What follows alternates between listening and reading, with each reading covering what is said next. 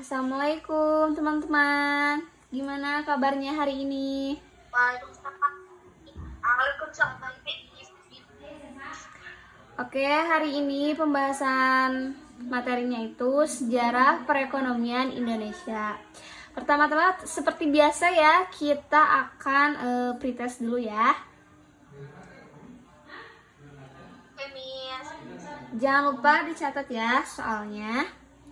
Soal nomor 1, apa yang dimaksud dengan sejarah perekonomian Indonesia? Jelaskan kondisi perekonomian Indonesia pada masa awal kemerdekaan. Yang ketiga, bagaimana cara pemerintah mengatasi krisis ekonomi pada masa awal kemerdekaan Indonesia. Itu teman-teman ya untuk fast testnya. Miss kasih waktu 5 menit ya. Baik, waktunya sudah habis. Siapa yang akan menjawab soal nomor 1? Izin menjawab nih, Sabia. Oke, Sabia. Pertanyaannya, apa yang dimaksud dengan sejarah perekonomian Indonesia? Nah, sejarah perekonomian Indonesia itu adalah perkembangan kondisi dan kegiatan ekonomi Indonesia dari masa ke masa, mulai dari masa penjajahan, masa kemerdekaan, masa Orde Lama, dan masa Orde Baru hingga reformasi.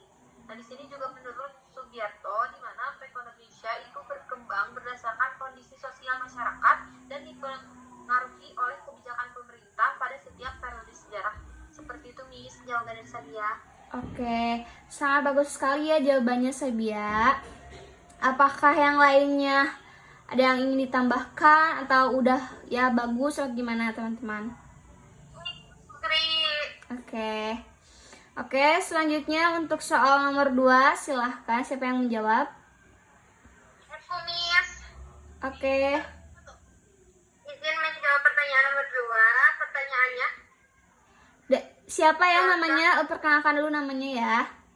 saya izin menjawab pertanyaan, Miss. Perkenalkan, nama saya Sofia Zahra Mutmainah. Izin menjawab pertanyaan nomor 2. Pertanyaannya, jelaskan kondisi perekonomian Indonesia pada masa awal kemerdekaan. Jawabannya, kondisi perekonomian Indonesia pada awal kemerdekaan sekitar tahun 1945 sampai 1950. Sangat kacau dan memprihatinkan. Hal ini juga disebabkan oleh beberapa faktor utama. Faktor utamanya inflasi yang sangat tinggi akibat beredarnya lebih dari satu mata uang secara tidak terkendali. Yang pertama ada mata uang The Bank, mata uang pemerintah Hindia dan mata uang pemerintah Hindia Belanda dan mata uang pendudukan Jepang. Yang kedua ada blokade ekonomi oleh Belanda Nica. Belanda menutup pintu perdagangan luar negeri Indonesia untuk mencegah masuknya senjata dan mempunyai ekonomi RI secara politik. Yang ketiganya ada kas negara kosong. Pajak dan BA masuk sangat minim, sementara pengeluaran untuk pendanaan perang mempertahankan kemerupakan sangat besar. Dan yang terakhir ada kerusakan infrastruktur. Banyaknya pabrik lahan pertanian dan sarana transportasi rusak akibat peninggalan Perang Dunia Kedua dan masa pendudukan Jepang. Mungkin segitu saja jawaban dari saya, Miss. Mohon maaf di sini lagi berisik ya, Miss. Iya, gak apa-apa sayang. Makasih ya untuk jawabannya, karena semuanya benar-benar udah benar ya teman-teman. Oke, untuk soal nomor 3, siapa yang akan jawab? Boleh saya, Miss Sabia. Oke, Sabia. Pertanyaannya, bagaimana cara pemerintah mengatasi krisis ekonomi pada masa awal kemerdekaan Indonesia?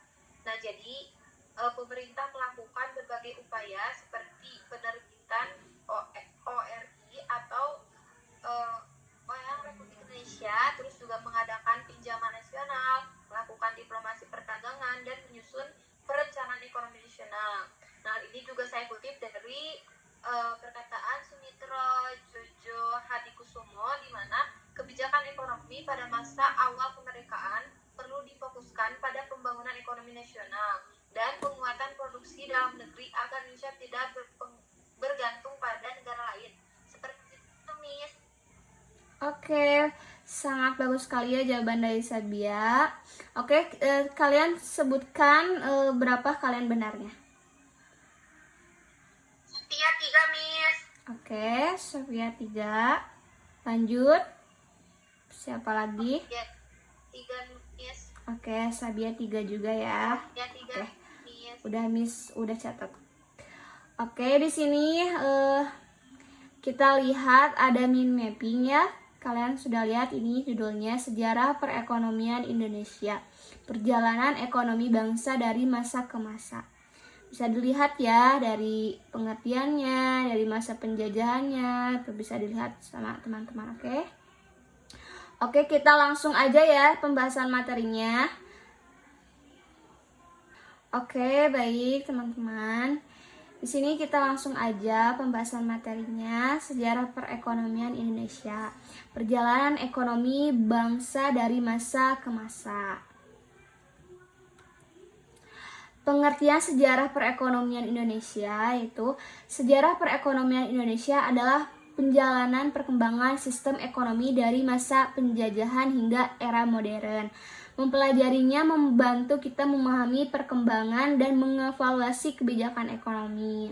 Faktor yang mempengaruhi yaitu politik, kebijakan pemerintah, sumber daya alam, perdagangan internasional, teknologi dan globalisasi. Nah, tujuannya itu memahami keberhasilan dan kegagalan ekonomi. Sistem ekonomi kolonial Belanda menerapkan tanam paksa, monopoli perdagangan, eksploitasi sumber daya alam, dan kerja paksa yang menyengsarakan rakyat. Nah, dampak negatifnya itu kemiskinan, kelaparan, hilangnya kebebasan mengelola tanah. Nah, untuk dampak positifnya, pembangunan jalan, rel kereta api ada, pelabuhan untuk kepentingan Belanda. Nah, ini tuh untuk masa penjajahannya ya teman-teman. Nah, untuk masa awal kemerdekaan, kondisi sulit pasca kemerdekaannya itu infrastruktur rusak akibat perang, terus kas negara kosong, terus pengangguran tinggi dan inflasi melonjak. Nah, upaya pemerintah mengatasi krisisnya itu pinjaman nasional, pembentukan Bank Indonesia, nasionalisasi perusahaan asing, serta pengaturan perdagangan untuk membangun ekonomi mandiri. Orde Lama yaitu ekonomi terpimpin dan kebijakan. Pemerintah mengatur hampir semua kegiatan ekonomi. Kebijakan utamanya itu nasionalisasi perusahaan asing, pembangunan proyek besar seperti GBK, Monas, dan Hotel Indonesia, serta politik mercusuar. Permasalahan ekonominya itu era ini menghadapi berbagai tantangan. Inflasi sangat tinggi, harga barang mahal, utang negara meningkat drastis, dan produksi menurun. Kondisi ini mempersulit kehidupan rakyat. Perekonomian masa Orde Baru yaitu keberhasilannya program Repelita berhasil menurunkan inflasi. Swasembada beras tercapai tahun 1984. Infrastruktur berkembang pesat dan bertumbuh, ekonomi meningkat signifikan. Kekurangannya maraknya korupsi, kesenjangan sosial melebar, kekuasaan terpusat, dan ketergantungan pada utang luar negeri yang tinggi. Krisis ekonomi di tahun 1995 yaitu krisis moneter 1919 menyebabkan PHK massal, kemiskinan meningkat drastis, dan memicu demonstrasi mahasiswa yang mengakhiri era Orde Baru.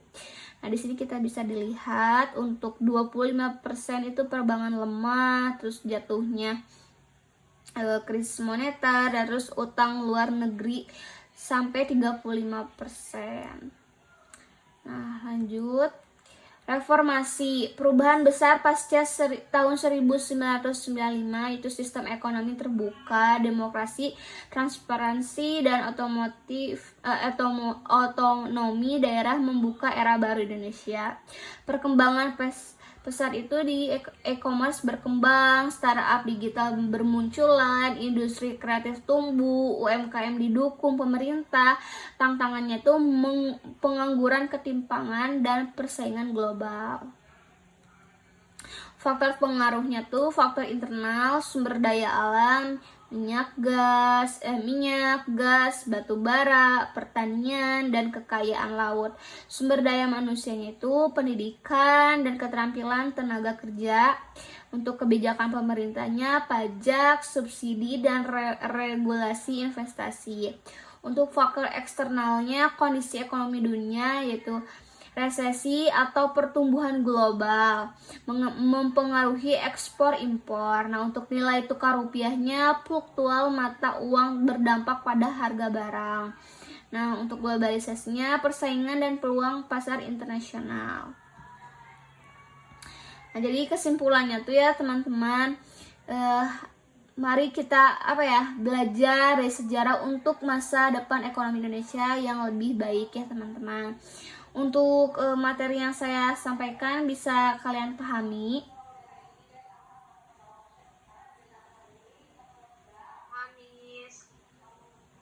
Oke.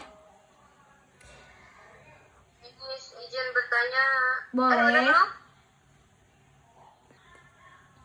Izin bertanya. Boleh. Dengan siapa namanya? Boleh sebutkan dulu.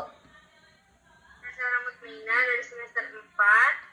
Pertanyaannya, mengapa sistem tanam paksa sangat mempengaruhi kehidupan ekonomi rakyat Indonesia? Terima kasih, Miss. Oke, saya langsung jawab ya. Untuk sistem tanam paksa sangat mempengaruhi kehidupan ekonomi rakyat Indonesia karena pada masa itu rakyat dipaksa menanam tanaman yang ditentukan oleh pemerintah Belanda seperti kopi, tebu, dan nila. Hasil tanamannya harus diserahkan kepada Belanda sehingga rakyat tidak bebas mengelola lahannya sendiri. Akibatnya banyak masyarakat kekurangan bahan makanan karena lahan yang seharusnya dipakai menanam kebutuhan pangan malah digunakan untuk tanaman ekspor. Selain itu, rakyat juga dipaksa bekerja keras dan membayar pajak tinggi sehingga kehidupan ekonomi mereka semakin sulit. Walaupun Belanda mendapatkan keuntungan besar dari sistem ini, rakyat Indonesia justru banyak mengalami kemiskinan, kelaparan, dan penderitaan. Seperti itu untuk jawaban pertanyaan Sophia. Gimana, Sophia? Kasih, Mi. Cukup dimengerti. Oke. Selanjutnya, apakah ada pertanyaan lagi? Kami izin bertanya. Boleh. Ya. Kami pada masa Orde Baru pasti kebijakan ekonomi semakin meningkat. Nah, apa sih dampak positif dan negatifnya, Miss, dari kebijakan ekonomi tersebut? Oke, ya langsung jawab aja ya. Dampak positif kebijakan ekonomi pada masa Orde Baru itu salah satunya ekonomi Indonesia sempat berkembang cukup pesat. Pemerintah berhasil menurunkan inflasi, membangun banyak infrastruktur seperti jalan dan jembatan. Lalu Indonesia juga pernah mencapai swasembada beras tahun 1984. Selain itu, lapangan pekerjaan mulai bertambah dan pembangunan di berbagai daerah mulai meningkat. Tapi ada juga dampak negatifnya. Pada masa Orde Baru banyak terjadi korupsi, terus kolusi dan nepotisme atau KKN. Kekuasaan juga terlalu terpusat pada pemerintah sehingga masyarakat kurang bebas menyampaikan pendapat. Selain itu, pembangunan ekonomi belum merata sehingga muncul kesenjangan sosial antara masyarakat kaya dan miskin. Indonesia juga jadi cukup bergantung pada utang luar negeri yang akhirnya ikut memperparah krisis ekonomi tahun 1995. Seperti itu jawabannya, Sabia. Oke, Miss, sangat dimengerti. Terima kasih. Oke. Baik, untuk permaterinya sudah cukup ya teman-teman. Kita langsung aja ya untuk post testnya. Terus jangan lupa nanti kirim jawaban post testnya di Google Drive ya teman-teman. Oke, Miss. Oke, bentar ya. Dicatat ya teman-teman. Untuk nomor 1, analisislah dampak sistem tanam paksa pada masa penjajahan terhadap kehidupan ekonomi masyarakat Indonesia. Soal yang kedua, menurut pendapatmu, apakah kebijakan ekonomi pada masa Orde Baru lebih banyak memberikan dampak positif atau negatif bagi Indonesia? Jelaskan alasanmu. Yang terakhir, ketiga, buatlah strategi atau solusi yang dapat dilakukan pemerintah untuk menghadapi tantangan ekonomi Indonesia di era globalisasi dan digital saat ini. Apakah jelas suara saya? Jelas, Miss. Oke, untuk materi saat ini saya akhiri ya teman-teman. Apa sudah dimengerti oleh teman-teman? Paham, Miss. Oke. Miss. Oke, sama-sama ya. Untuk itu saya tutup dulu ya. Wassalamualaikum warahmatullahi wabarakatuh. Waalaikumsalam warahmatullahi wabarakatuh. Terima kasih, Miss. Iya, sama-sama.